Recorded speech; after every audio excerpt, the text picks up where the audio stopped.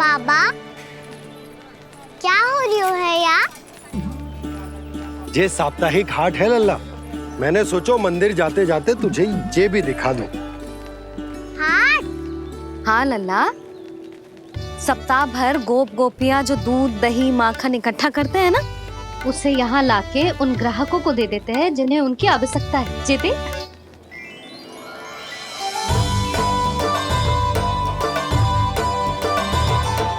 तो क्या कोई भी यहाँ आके माखन ले सकता है?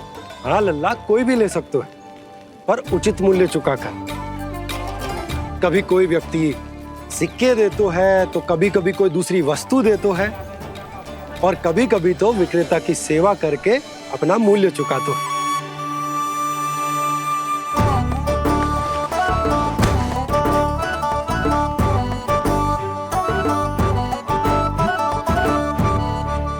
अच्छी लगी हाट? चल, अब मंदिर के लिए विलंब हो रहा है, चल।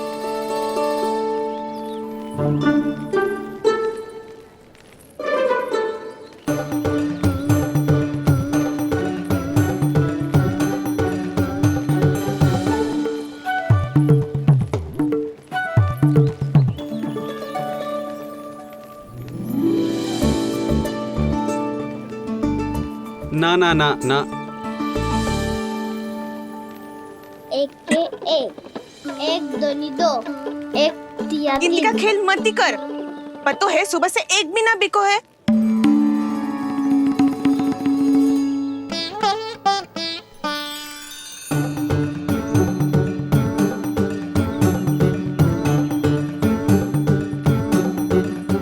अरे मैया को अकेले छोड़ के जाएगो?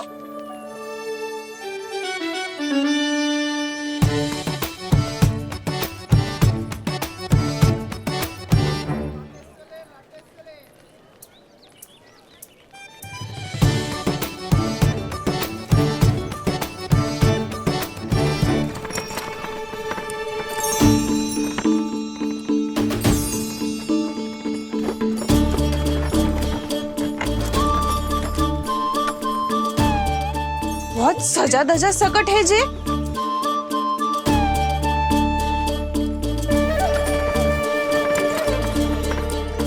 इतना थाट बाट है कौन जे? अवश्य ही कोई धनवान व्यक्ति होगो।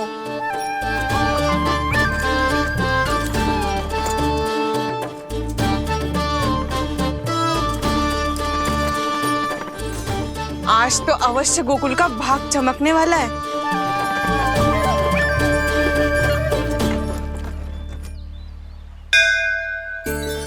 चाय कर लल्ला।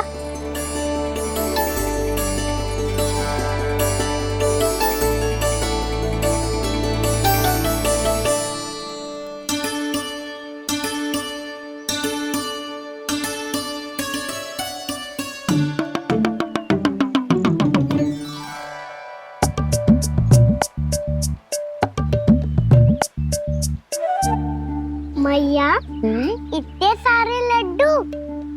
हाँ लल्ला, प्रतीक्षा कर लल्ला, भोग तो लगाने दे।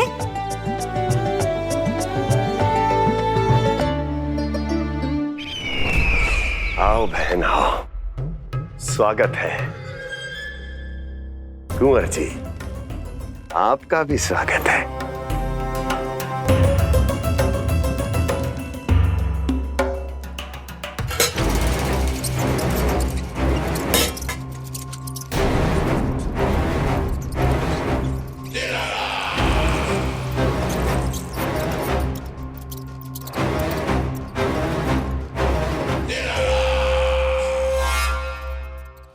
जानते हो, जब चूहा भूखा होता है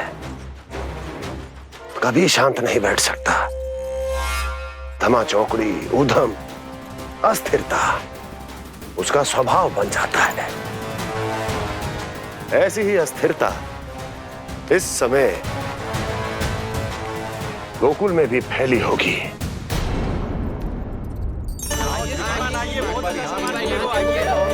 आइए श्रीमान, यहाँ पधारिए, बहुत अच्छा माखन मिलेगा। आइए श्रीमान, बहुत अच्छा माखन है। आइए श्रीमान। आइए श्रीमान, आइए, बहुत अच्छा सामान मिलेगा। श्रीमान आइए।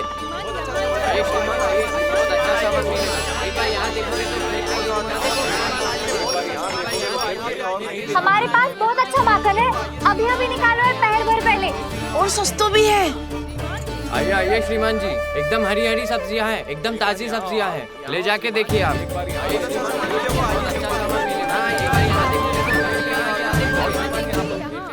वसंता, तू भी कच्छु बोल। मैं क्या बोलूं मैया? अच्छा माखन तो पूरे गोकुल में मिलेगा, पर सबसे अच्छा माखन केवल मेरे पास मिलेगा।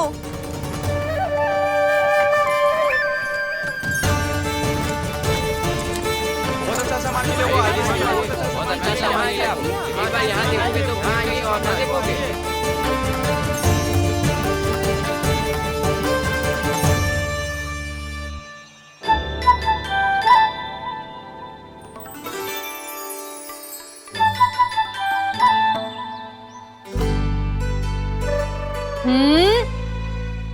लोभ अच्छी बात ना है लल्ला। लोग क्या तो है मैया? लोग ना, लोभ। लोभ बहुत भयंकर राक्षस होते हैं लल्ला, जो एक बार हमारे मन में प्रवेश करके हमें भीतर से ही जकड़ लेते हैं। इसके कारण हम अधिक से अधिक और अधिक से अधिक पाने की इच्छा करने लगते हैं। जैसे अभी मेरी इच्छा हो रही है कि मैं सारे के सारे लड्डू खा जाऊं। यही हो तो है लोभ, आवश्यकता से अधिक की इच्छा करना। सदैव स्मरण रखियो लल्ला, लोभ बहुत भयानक होता है, बहुत भयंकर।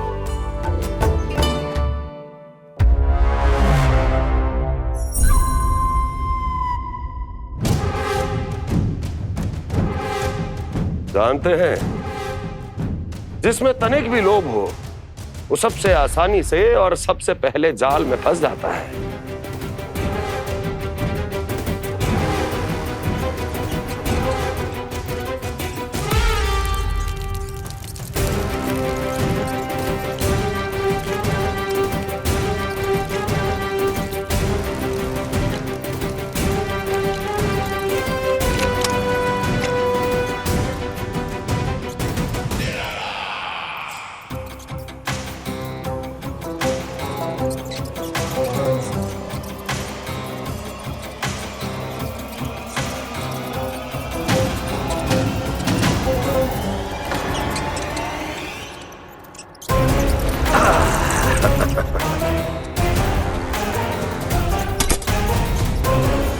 लो, फंस गया मूर्ख।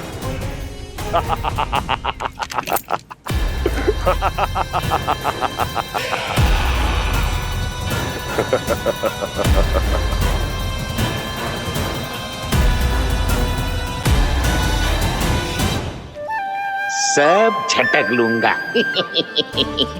कोई ऐसा ही तो चाहिए था मुझे जिसमें लोभ हो।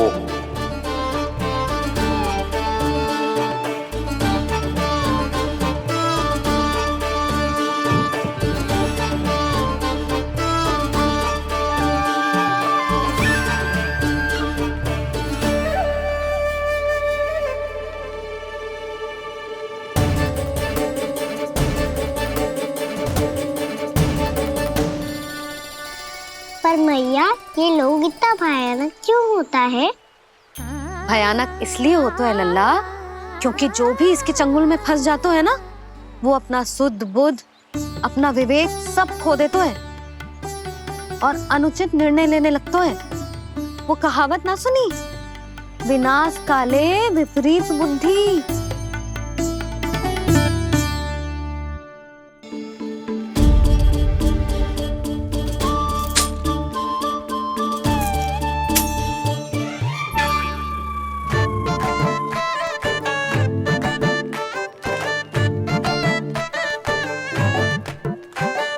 देख वसंता, अब कैसे सारा का सारा माखन बेचकर जे धनी ग्राहक से धन बटोर लेती है तेरी मैया।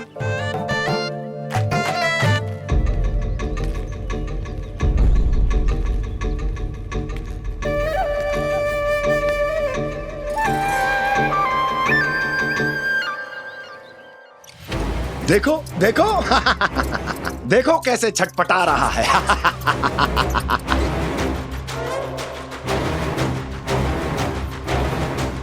अपने प्राणों को बचाने के लिए कितना व्याकुल है, कैसे इस जाल से मुक्त होने के लिए तड़प रहा है।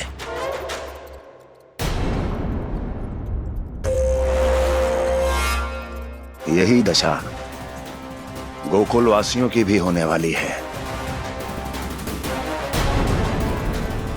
क्योंकि वो भी शीघ्र ही इस चूहे की तरह लोभ के जाल में फंसने वाले हैं। आओ आओ श्रीमान, पधारो। सब झटक लूंगा। हैं? हाँ? सब ले लूंगा।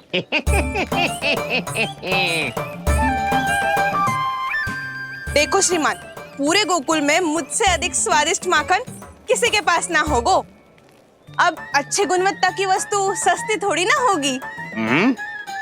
किंतु व्यापारी परमानंद सस्ती वस्तुएं लेता भी नहीं है।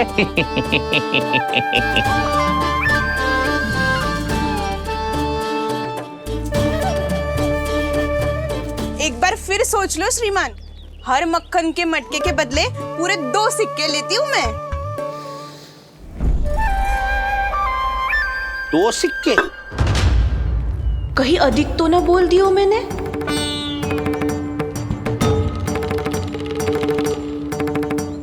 पर अब मेरे यहाँ पहली बार आए हो ना, तो हर 2 मटके पे 1 सिक्का कम कर दूंगी।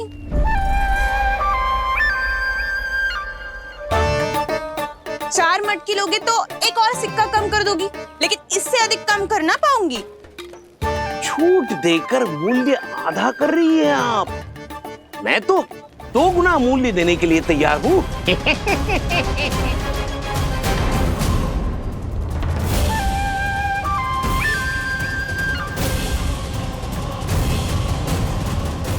दो गुना मूल्य?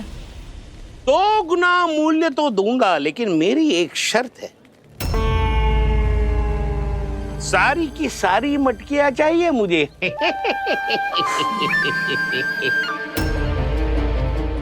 सब तो भाव कम कराते हैं, ये तो बढ़ा रही है।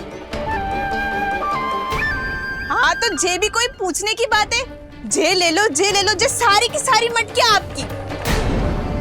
लोभ में आकर लिया गया कोई भी निर्णय लाभकारी ना होता लल्ला। अच्छा जे बता, जो लोभ में आके तूने जो सारे लड्डू खा लिए तो क्या होगा? क्या होगा मैया? पेट दुखेगा लल्ला।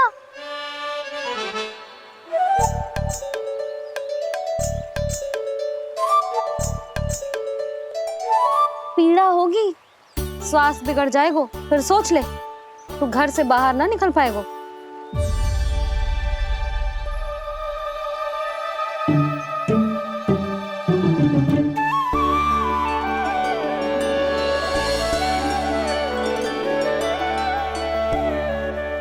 ये नारायण, लोग तो सच्ची में बहुत भयंकर है। इससे तो बच के ही रहना पड़ेगा। पर बचा कैसे जाए?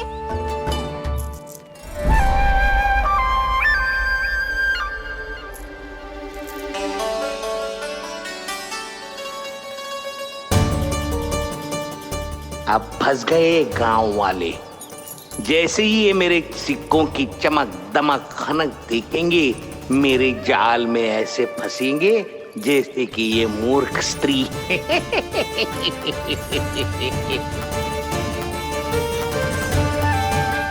ये लीजिए, सामान्य मूल्य से 2 गुना मूल्य। अच्छा मूल्य दूंगा तो ही तो अच्छी वस्तुएं मिलेगी ना मुझे।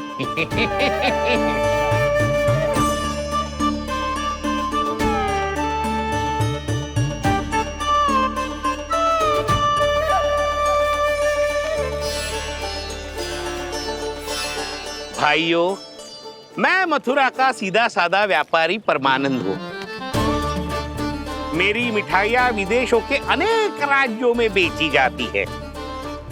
इसलिए मुझे सदैव सर्वोत्तम दूध के उत्पादों की आवश्यकता होती है। तो जैसे ही मुझे पता चला कि गोकुल में दूध के सर्वोत्तम उत्पाद मिलते हैं, मैं यहाँ चला आया। अब जिसे भी मेरी तरह धन अर्जित करना हो, उज्जवल भविष्य बनाना हो, वो मेरे साथ व्यापार कर सकता है। बस आपको मुझे एक वचन देना होगा। अपने आराध्य नारायण का नाम लेके प्रण करना होगा कि आज के बाद आप अपना सारा दूध, दही, मक्खन, घी मुझे और केवल मुझे ही देंगे।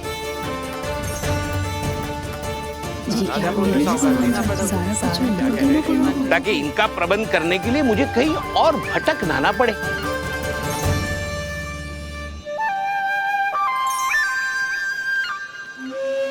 जो एक बार लोभ के जाल में फंस गया, वो फिर कभी बाहर नहीं आ सकता। अधिक से अधिक और अधिक और अधिक पाने के लोभ में अपना सब कुछ खो बैठता है।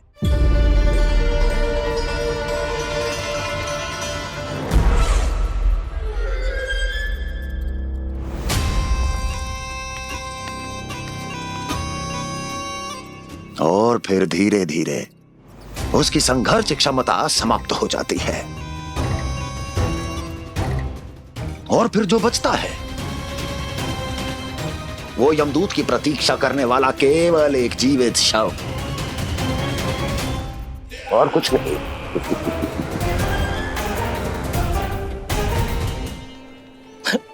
आपको अभी निर्णय लेने की कोई आवश्यकता नहीं है। मैं परसों सूर्यास्त के समय एक बार फिर आऊंगा, तब आप अपना निर्णय मुझे बता दीजिए। किंतु मेरे साथ व्यापार करने पर क्या होगा, इसकी मैं झांकी दिखाऊंगा आपको। आज आप सभी इस हाट में जो लेकर आए हो, वो सब लेकर जाऊंगा मैं, वो भी दुगना मूल्य देकर।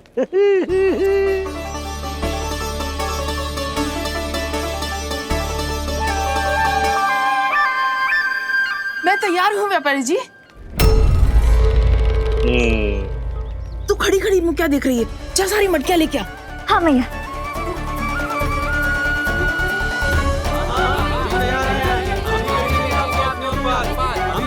हाँ, जाइए जाइए जाइए।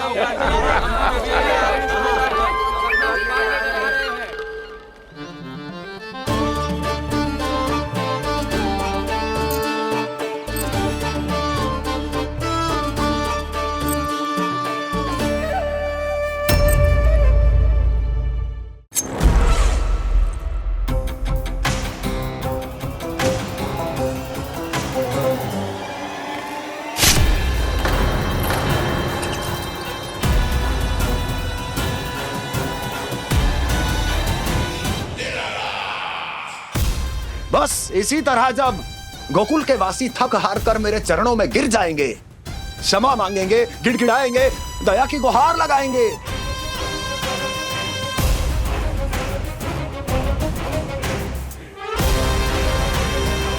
तब मैं उस नंद को गोकुल में छुपे उस चूहे के साथ यहां आने पर विवश कर दूंगा।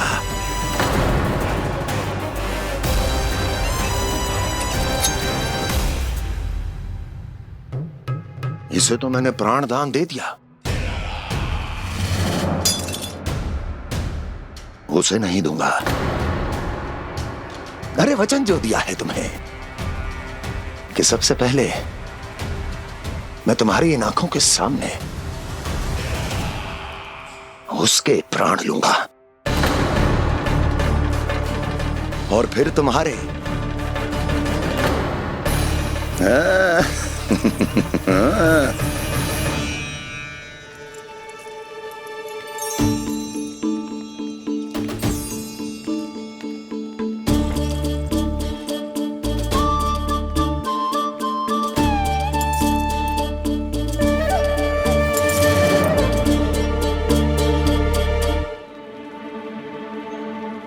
आपके सिक्के?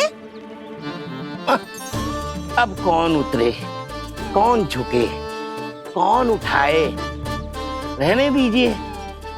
ऐसा समझेंगे धरती माता को दान दे दिया। चलो भाई चलो।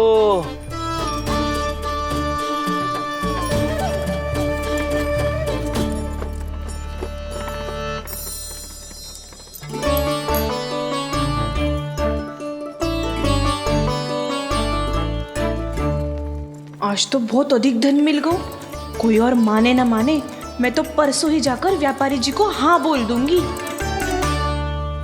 फंस गए गांव वाले। बोलो ना आप दोनों, लोभ वाले राक्षस से कैसे बचा जा सकता है?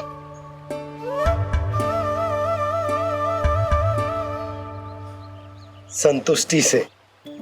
ये संतुष्टि कौन है? संतुष्टि एक साधारण सी कला होती जिसमें प्रवीण होने के लिए एक बात सीखना आवश्यक है कि हमारे पास जितना है उतने में प्रसन्न रहना चाहिए। पर अधिक मिल जाए तो अपने परिवार या अपने सखाओं के साथ या किसी ऐसे व्यक्ति के साथ जिसे उसकी आवश्यकता हो बांट लेना चाहिए, ताकि सबके पास पर्याप्त हो और किसी को भी कछु कमी ना हो। किसी को वस्त्र के बिना रहना ना पड़े, भोजन के बिना सोना ना पड़े। और वैसे भी कान्हा, हम जितना अपनी वस्तुओं को बांटते हैं ना, उससे कई गुना अधिक नारायण हमें दे देते हैं। पर मैया, बस अब शेष प्रश्न घर जाके पूजा पूरी करने दे मुझे।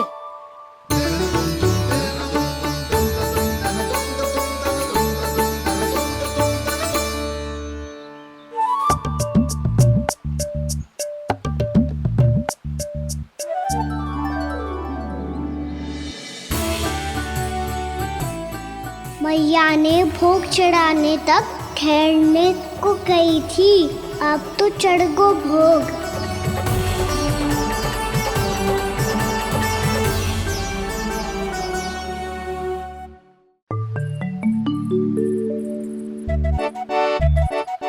बाहर आ जाओ, सबके सब लड्डू लाए हो तुम्हारे लिए।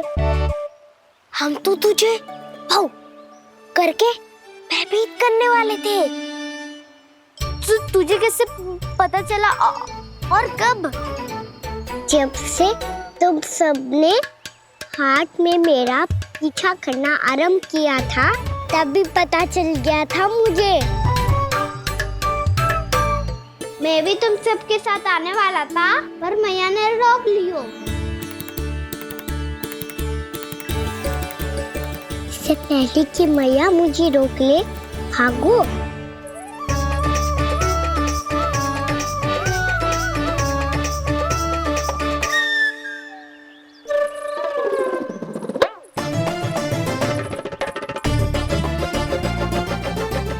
जो भागो और लड्डू भी ले गो।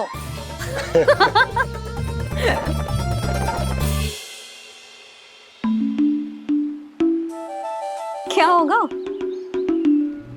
फिर लड्डू लुप्त हो गए, लल्ला लुप्त हो गए हो, परंतु तुम्हारा घबराया हुआ स्वर अभी तक 10 दिशाओं में ना गूंजो। आप तो ऐसे कह रहे हो जैसे मैं सदैव घबरा के आसमान सर पे उठा लेती हूँ। मेरा जे अर्थ ना है यशोदा। ना ना, मुझे पता है, मैं लल्ला को लेके अधिक चिंतित हो जाती हूँ, पर इस समय मुझे कछु चिंता ना है, क्योंकि मुझे पता है वो लड्डू लेके सीधा कहाँ गया होगा। वहीं जहाँ पूरी टोली मिलके खेलने जाती है, जानकी के घर के पास वाले मैदान में। आ जाओ रे सबके सब, घेरा बना लो, सब लोग बैठ जाओ।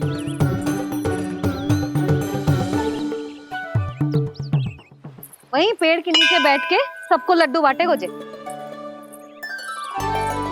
लो मधुमंगल, ले सुबल,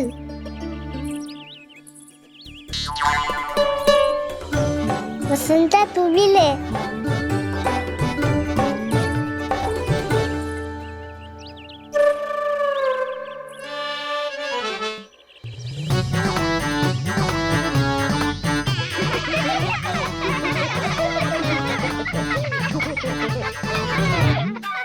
सुनी ना मैया ने क्या की?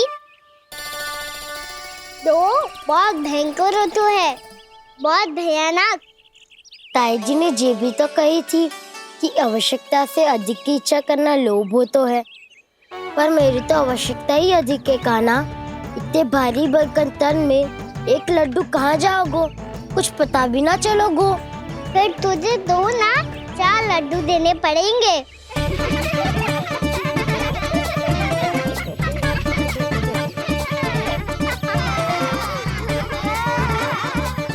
जितना उपवास करना है कर लो, पर लड्डू तो दो।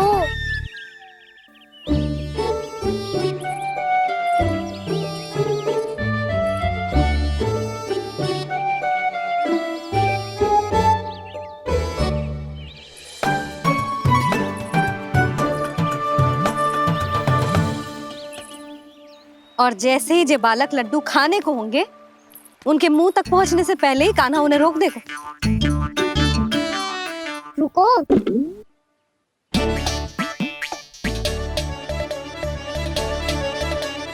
रोक क्यों दिया कान्हा?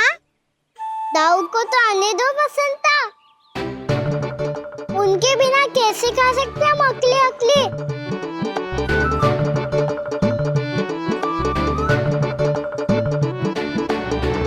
पर तुम्हें ये सब कैसे पता यशोदा? अरे एक मैया से अधिक अपने संतान को कौन जानता है भला? कान्हा अपने दाऊ के बिना कुछ कर ही ना सकता। अब चाहे खेल खेलना हो या अपनी मैया के हाथ के लड्डुओं का आनंद उठाना। जहाँ कान्हा होगो हाँ उसके बलदाऊ को तो होना ही है। विलंब की आशंका से घबराओ मत, मैं आ गया हूँ।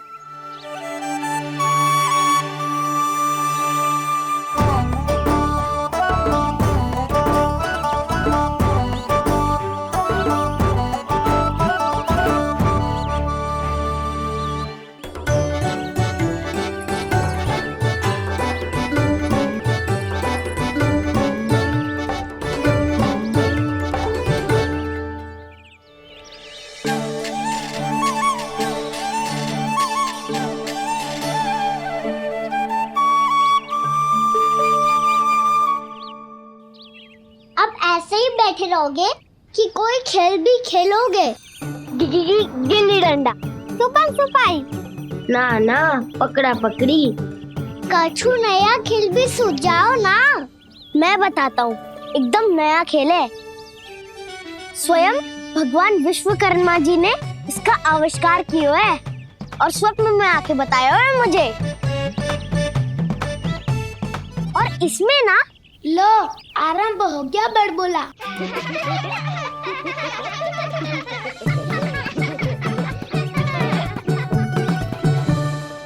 अरे पर खेल का नाम तो बता उज्जवल। खेल का नाम है साथी दौड़।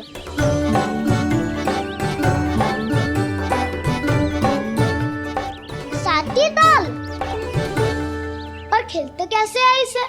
बस एक साथी दूसरे साथी का पैर अपने से बांधता है और दौड़ लगाता है। तो चलो अपना अपना साथी चुनते हैं। लड्डुओं का भोज करके सब खेल में ऐसे मगन हो जाएंगे कि कोई घर आने का नाम भी ना लेगो। पर एक बार जो भूख लगी आई तो फिर देखना कैसे मैया के। क्या हुआ यशोदा, रुक क्यों गई? देखो जी भीतर।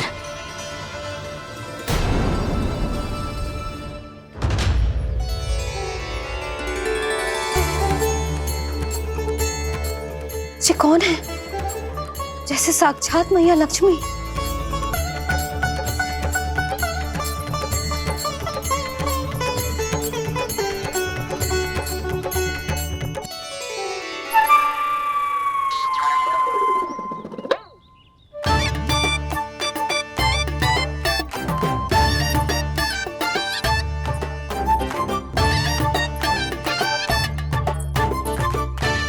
सुलक्षणा,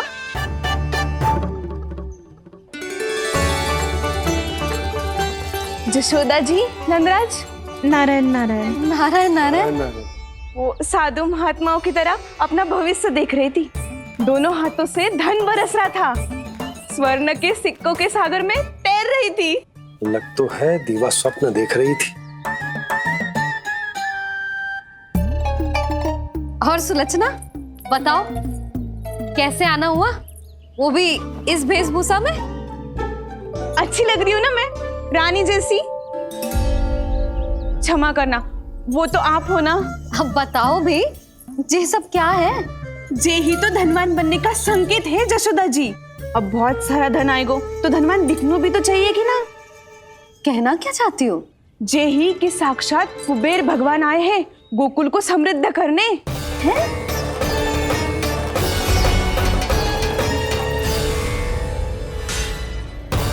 कुबेर महाराज,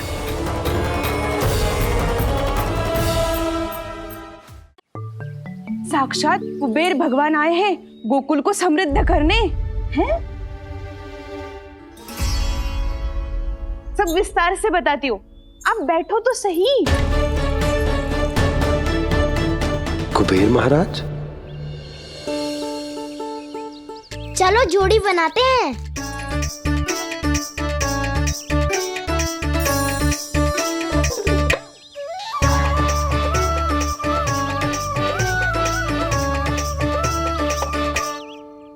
मुझे तो किसी ने ना चुनो, मैं क्या करूं? अरे सुबल, तुझे तो सबसे महत्वपूर्ण भूमिका निभानी है। जो भी उस चट्टान को छूकर तेरे पास सबसे पहले पहुंचेगा, वो जीत जाएगा।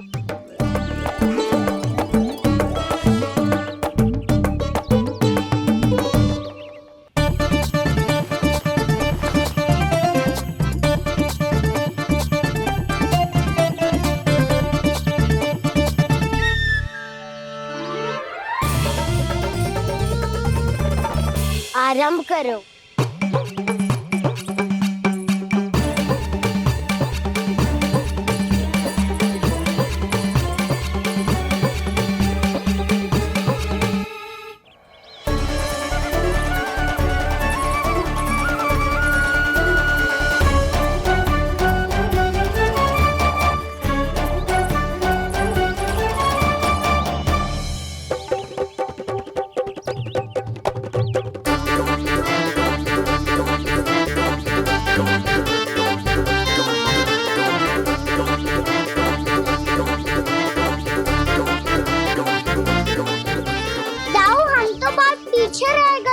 चिंता मत करो कान्हा, दौड़ के आरंभ में ही सारी शक्ति लगाने से हारने की आशंका बढ़ जाती है।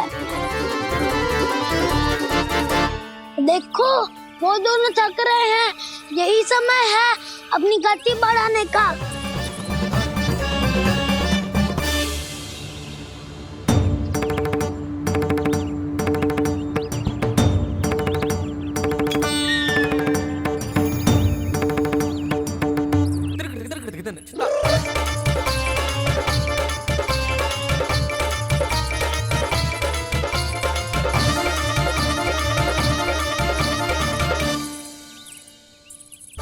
लो, हमारी जोड़ी सबसे पहले पहुंच गई।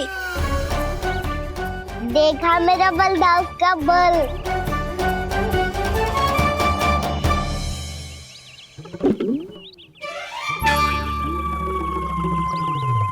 ताऊ, वो देखो।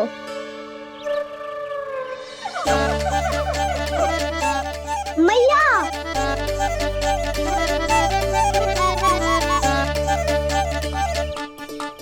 अपने परिवार या अपने सखाओं के साथ या किसी ऐसे व्यक्ति के साथ जिसे उसकी आवश्यकता हो, बांट लेना चाहिए ताकि सबके पास पर्याप्त हो और किसी को भी कछु कमी ना हो, किसी को वस्त्र के बिना रहना ना पड़े, भोजन के बिना सोना ना पड़े।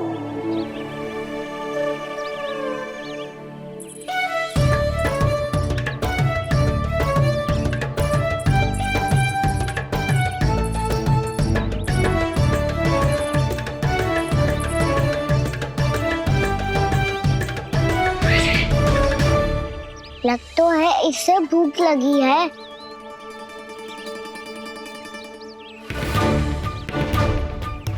मेरी और क्या देख रहे हो? तुम्हारी पोटली में कुछ तो होगा। दे दो उसे। मेरे नैना मैया ने क्या की थी? जब हम किसी और को देते हैं ना, उससे अनेक गुना नारायण हमें वापिस कर देते हैं।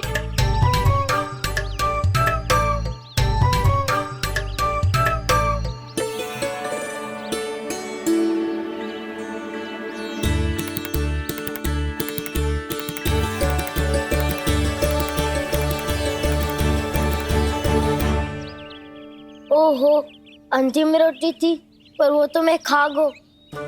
अब तो बस मेरे हाथ में माखन लगा रह गो है।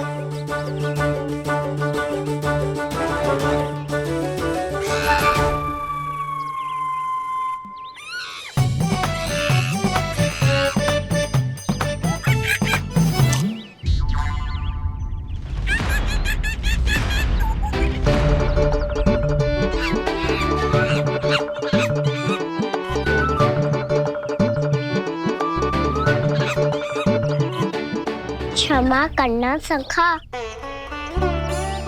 तुम्हें देने के लिए मेरे पास कुछ नहीं है। अब आप ही बताओ, कोई 2 गुना मूल्य देगो तो हम शीघ्र ही धनवान बन जाएंगे कि ना? पर कोई 2 गुना मूल्य देगो ही क्यों? हो सकता है कि उनके पास अधिक धन हो, या उनकी तिजोरी में सामान आ रहा हो, या फिर उन्हें भलाई करने का रोग हो। हमें तो आम खाने से मतलब है ना नंदराज। गुटली गिन के हमें क्या लेना देना? मैंने तो निर्णय ले लिया है कि उसकी सिर्फ मान लोगी। बस नारायण को साक्षी मानकर जब प्रण ही तो लेना है कि सारा का सारा दूध, घी, माखन अब से केवल उन्हीं को देना है मैंने। बस इतनी मांग रखी है उसने? हाँ, आपको विश्वास ना हो रहा हो तो गोकुल में किसी से भी पूछ लियो। 2 गुना दाम दियो है परमानंद जी ने, इसलिए तो सबके सब आनंद के सागर में गोते लगा रहे हैं।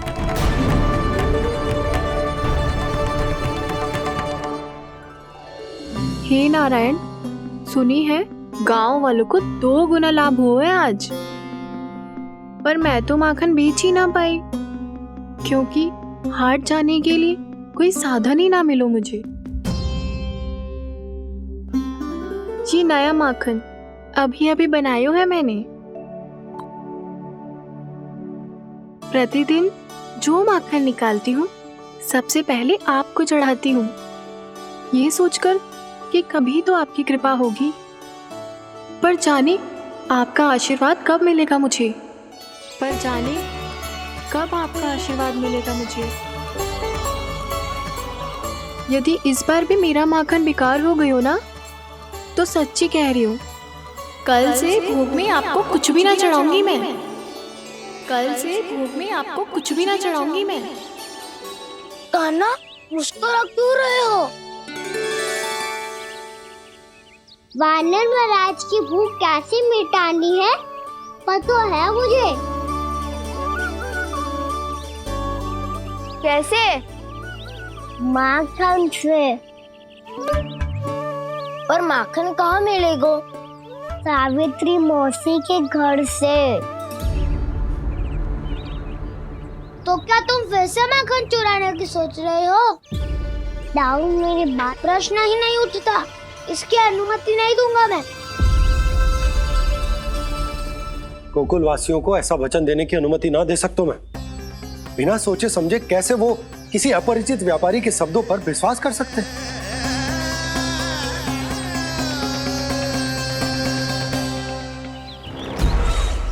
महाराज, गोकुल वासियों को अब धन के जाल जंजाल में फंसने से कोई नहीं रोक सकता। महाराज, मैं धन का ऐसा स्वाद चखा कर आया हूँ कि नंद चाहे जितना प्रयास करे, अब कोई भी गोकुल वासी उसके हित वचन सुनेगा भी नहीं। महाराज, ये बहुत गंभीर बात है, हमें सभा बुलानी होगी यशोदा। जशोदा जी, आप भी कुछ कहो ना नंदराज से। जे अधिक ही सोच रहे, इतनी चिंता करने की कोई आवश्यकता ना है। आवश्यकता तो है। वैसे तो जब कोई लोभ के जाल में फंस जाता है तो उसका बाहर निकलना असंभव है, किंतु फिर भी अपनी दृष्टि चौकन्नी रखना और कान गोकुल में होने वाली हर हलचल पर, क्योंकि मैं नहीं चाहता कि उस छलिया विष्णु अवतार का कोई भी छल मेरे मार्ग का रोड़ा बन पाए। अवश्य महाराज।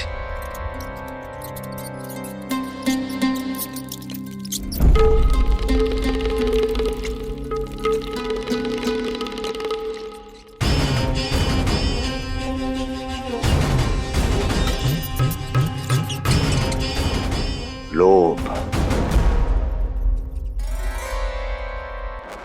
ध्यान रहे परमानंद, गोकुल वासियों पर लोभ का प्रभाव हर बीतते क्षण के साथ बढ़ता चला जाना चाहिए। महाराज, जैसे किसी कबूतर को बिल्ली दबोच लेती है, वैसे ही मेरा फैलाया हुआ लोभ गोकुल वासियों को अपने पंजों में दबोच लेगा। सब झटक लूंगा।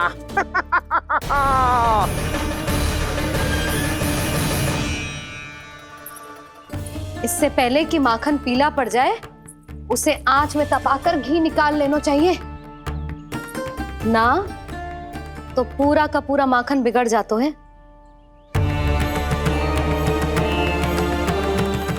मैं अभी बोला से कहकर सारे ग्वाल ग्वालियरों की सभा बुलाता हूं। मुझे सबसे बहुत महत्वपूर्ण विषय पर बात करनी है।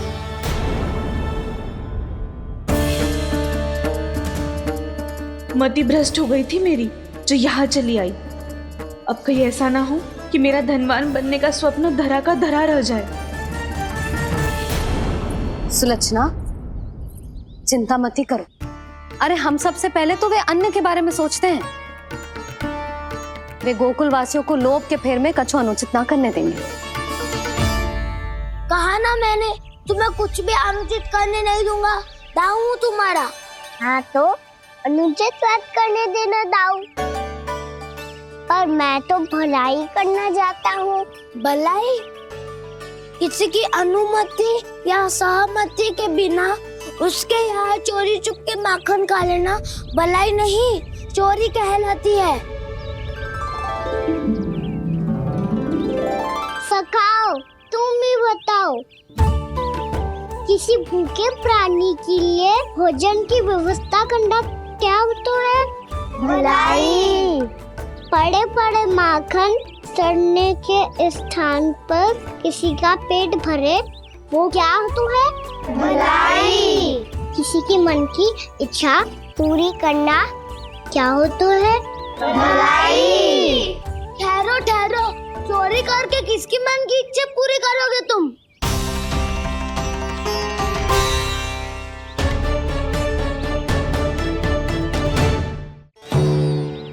और किसकी दाऊ? स्वयं सावित्री मौसी की। वही तो चाहती है कि मैं उनके घर आऊं और ढेर सारा माखन खाऊं।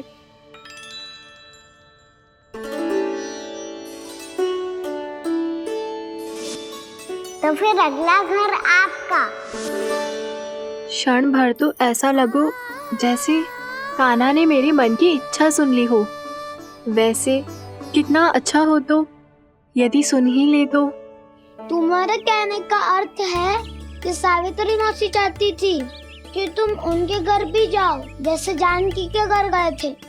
ये बात तो उन्होंने मैया के सामने भी कही थी कि मैं उनके घर जाऊं। ये तो उनका सौभाग्य होएगा। किसी का सौभाग्य बिगाड़ते इतने बुरे ना है हम। ये बात तो सही कही है। मुझे भी कुछ अनुचित ना लगता है इसमें। तुम तो सत्यवादी हो मधुमंगल, तुम्हें क्या लगता है? अब बोल भी दो, वानर महाराज भूखे हैं। वानर महाराज से अधिक भूखा तो मुझे तू लग रहे हो। यदि कान्हा सच्ची में जैसा वानर महाराज की भूख मिटाने के लिए और सावित्री मौसी की इच्छा पूरी करने के लिए कर रहे है तो दादी के सीख के अनुसार मुझे इसमें कछु अनुचित ना लगतो। पक्का हम सच में चोरी नहीं भलाई करने जा रहे हैं। सही कहा दाऊ। यदि भूखे असहाय वानर महाराज का पेट भरोगे तो इसका असली पुण्य तो सावित्री मौसी को ही मिलेगा। इसका अर्थ तो ये हुआ कि कान्हा सावित्री मौसी का घर माखन चुराने नहीं जाएगा बल्कि उसे दुगना कर देगा। बात तो सही है, तो फिर मैं तुम्हें नहीं रोकूंगा।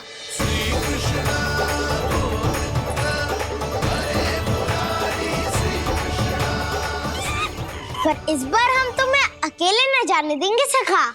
हाँ, हमें भी पुण्य अर्जित करना है और माखन भी।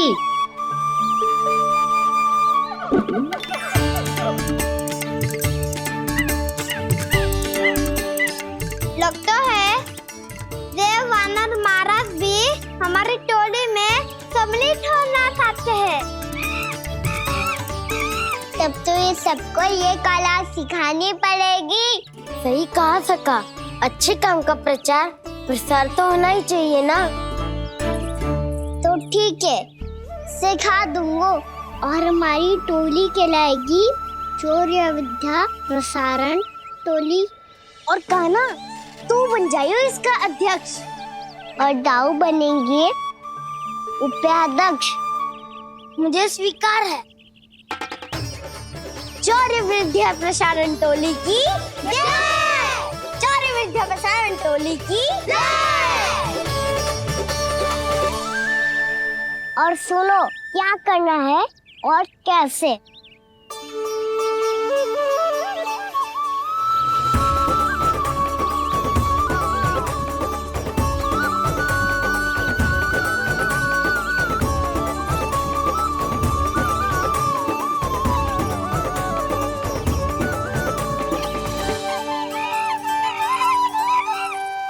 आया कन्हैया रे आया रे माखन का चोर। रोके रुके ना ये सरपट लगाता है दौर।